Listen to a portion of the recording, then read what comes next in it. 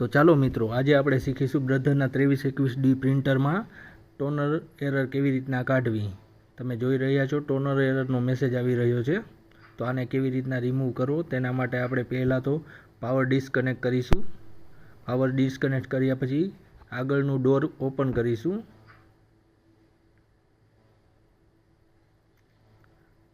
Door open કર્યા પછી go button દબાવી રાખીશું અને પાવર કનેક્ટ કરશું।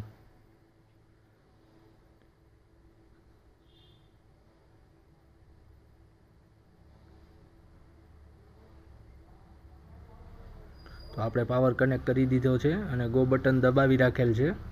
હવે ગો બટનને હજી 10 સેકન્ડ દબાવી રાખીશું।